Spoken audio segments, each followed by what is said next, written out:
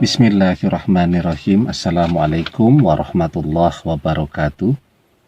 Bapak-bapak, ibu-ibu, mas-mas, mbak-mbak, adik-adik sekalian, dimanapun berada, kembali kita berjumpa di dalam program Solusi Asik dari Pak Iip ya.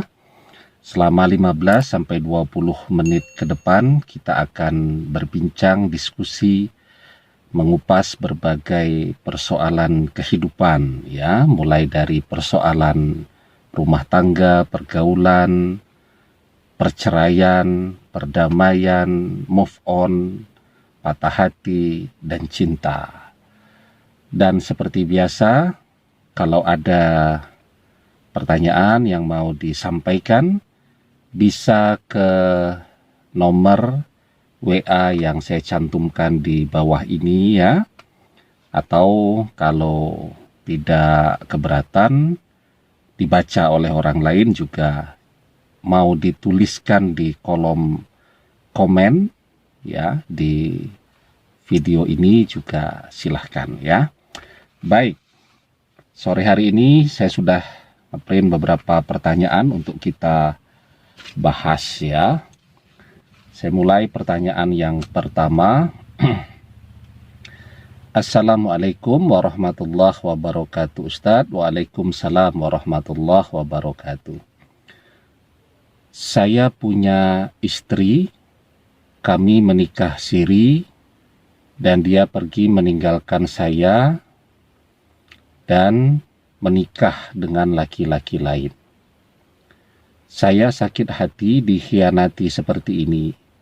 Saya yang jungkir balik, nyarikan biaya kuliah, uang bulanan, ngurus dia ketika sakit, ngurus dia habis kecelakaan motor, dan lain-lain. Sekarang sudah senang, orang lain yang menikmati. Saya harus bagaimana? Ya, hidup itu ya seperti itu, dan saya yakin tidak sedikit orang yang mengalami hal yang demikian, susahnya dengan kita, senang-senangnya dengan orang lain. Ya, apa yang harus dilakukan pada saat ini? Ya paling tidak apa yang sudah diperjuangkan, nyarikan nafkah dan seterusnya tadi, semoga menjadi amal saleh untuk kita ya. Amal saleh, semoga itu berpahala, dan itu adalah kewajiban serta wujud tanggung jawab seorang suami kepada seorang istri, apapun format dari pernikahan itu tadi. Ya. Kemudian yang kedua, persoalan dia menikah dengan orang lain, kan dia yang berdosa. Artinya dia yang berpoliandri.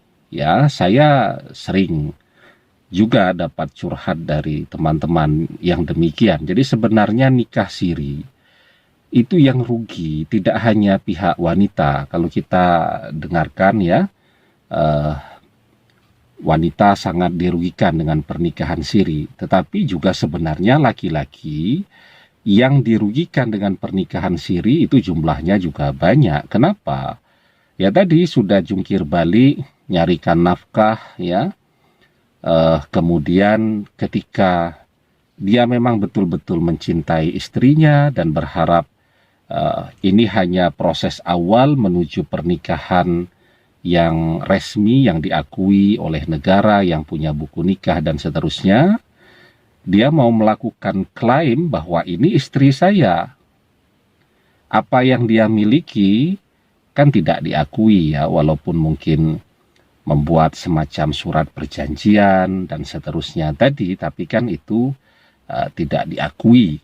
Nah, sehingga memang yang rugi juga laki-laki, seperti yang kita baca dari persoalan saudara kita ini ya, bahwa sudah rugi segalanya ya, waktu, tenaga, pikiran ya, dan seterusnya tadi, termasuk uang juga ya.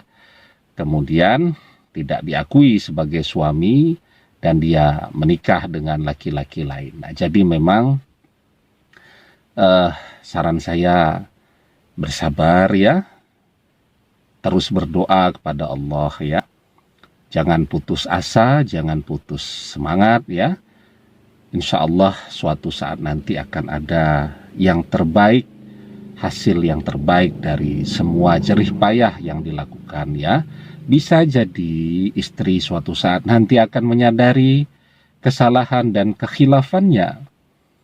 Ya, saya dulu punya seorang sahabatnya. Beratnya itu dari 70 sampai anjlok ke 51 kilogram. Ya. Karena apa? Karena dia bekerja sangat keras untuk membahagiakan istrinya.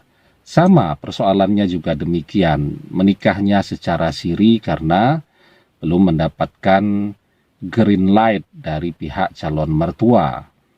Dia berusaha betul. Kan ada orang yang memahami nikah siri itu cuman sekedar kayak pacaran saja. Makan BS-BS, tidak ada nafkah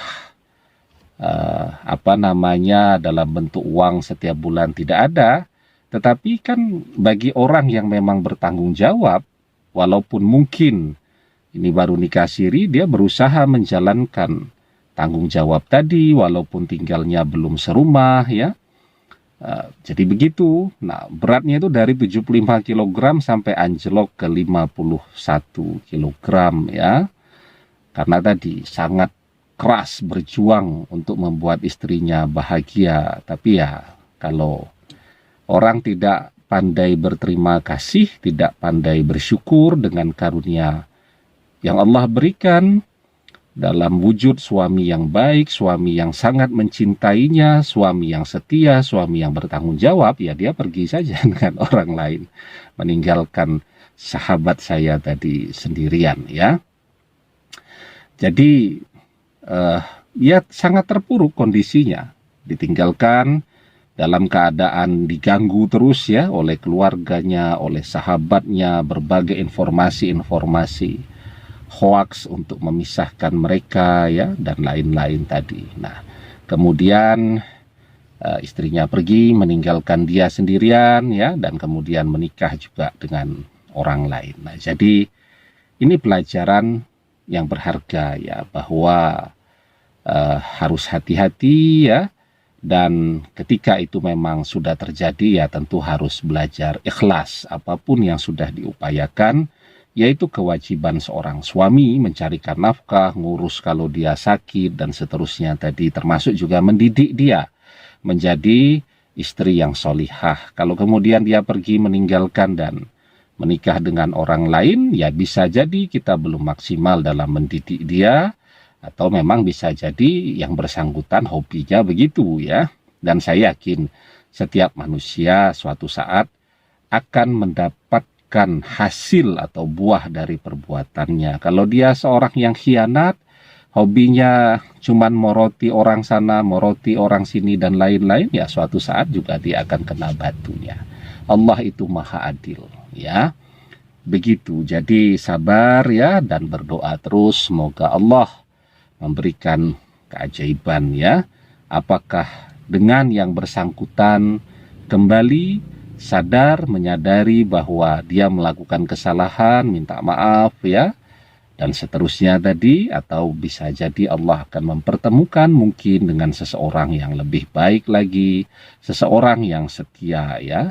Jadi setia itu bukan cuman sesuatu yang diucapkan bil lisan, tetapi memang apply-nya begitu. Jadi setia itu dimanapun dia berada, bahkan ketika chatting tidak ada yang melihat, orang yang setia itu tetap terjaga.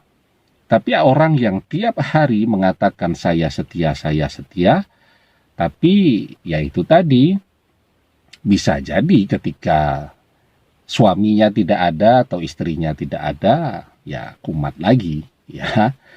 Begitu ya. Baik. Pertanyaan yang kedua. Assalamualaikum warahmatullahi wabarakatuh, Ustaz. Waalaikumsalam warahmatullahi wabarakatuh. Bagaimana jika hubungan saya dan calon tidak direstui orang tua? Jika saya lanjut, apakah saya anak yang durhaka? Ya. Ya, jadi restu dari orang tua itu sesuatu yang penting sekali. Menjaga hubungan baik, birrul walidain, berbuat baik kepada orang tua, itu juga sesuatu yang penting ya. Nah, sekarang ditimbang-timbang, maka saya selalu mengingatkan, kita ini kemerungsung biasanya. Ngambil keputusan tapi tidak mau istikharah. Padahal istikharah tidak lama juga. Bertanya kepada Allah ya, kira-kira ini akan saya lanjutkan atau tidak. Tentu harapannya ketika ini lanjut, ini akan menjadi sesuatu yang baik di kemudian hari ya. Nah, jadi definisi dari durhaka itu adalah ketika diajak kepada sesuatu yang baik dan kita menolak, membantah, melawan, padahal itu sesuatu yang baik. Tetapi ketika kita yakin betul bahwa kita ini berada pada track pilihan yang benar, yang baik, kita istikharah, yakin, keyakinan kita bertambah. Kemudian yang kedua, kita juga bertanya nih kepada orang-orang yang bijak ya, orang-orang yang lebih tua, lebih senior, punya pengalaman hidup yang lebih banyak, punya kebijaksanaan hidup yang lebih begitu. Jujur tapi ya, jadi jangan direkayasa tuh background dari persoalan yang kemudian membuat bentrok atau konflik dengan orang tua. Ceritakan kepada mereka ini background persoalannya ya. Nah, nanti minta pendapat mereka. Ya, itu namanya mencari second opinion dan itu penting juga ya untuk mengukur apakah yang kita ambil ini sebagai sebuah kebijakan yang benar atau kebijakan yang salah di dalam hidup. Ya. Nah, jadi jika ini sudah dilakukan ternyata semua orang yang dimintai second opinion tadi mengatakan bahwa yang kamu lakukan tidak salah, ya.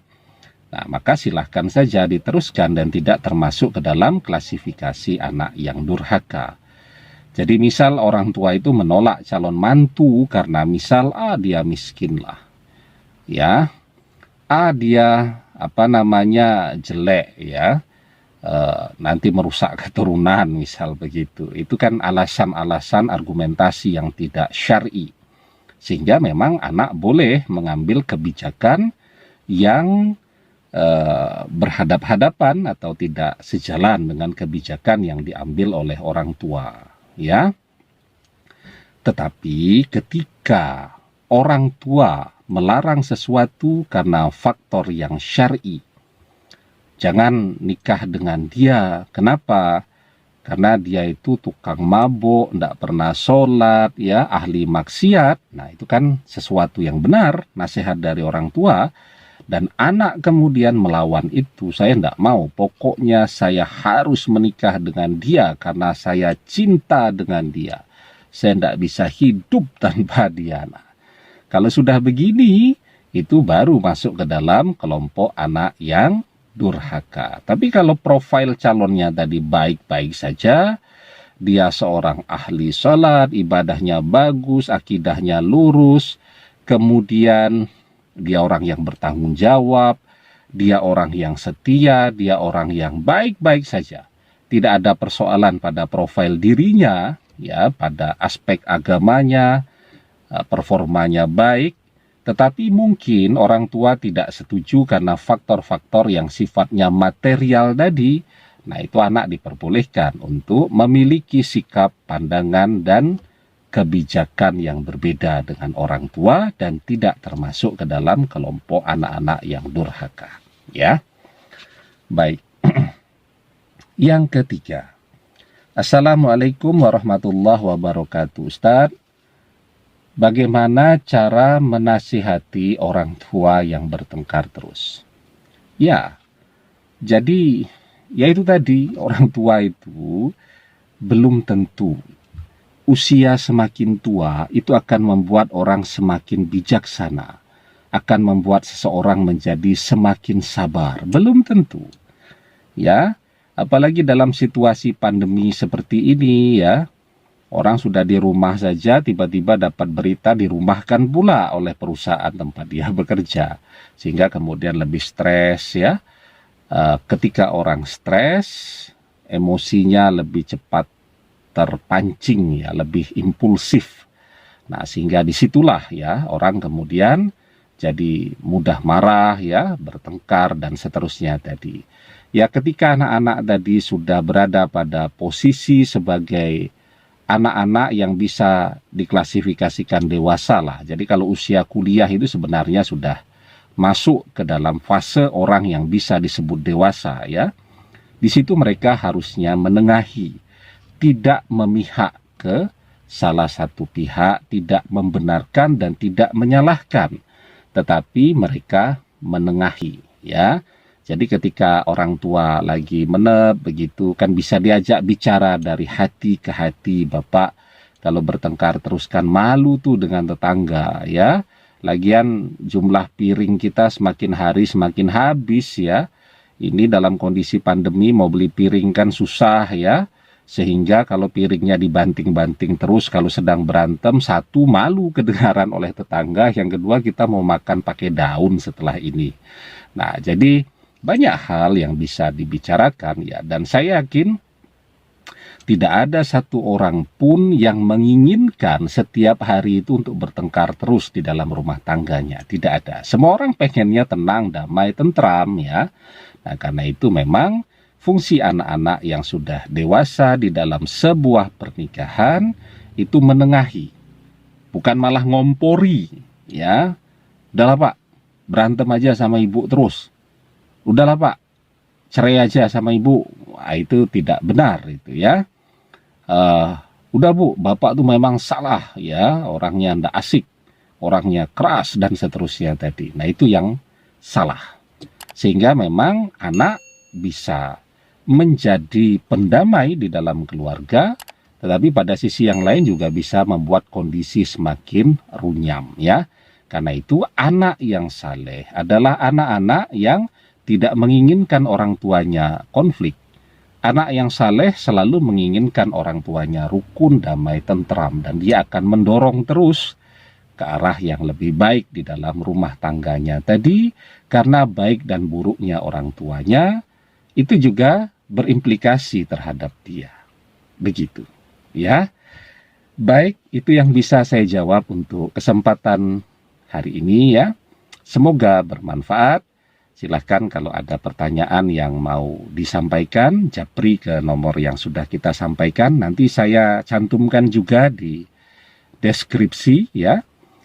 Atau yang mau langsung menuliskan pertanyaannya di kolom komen di video juga silahkan ya.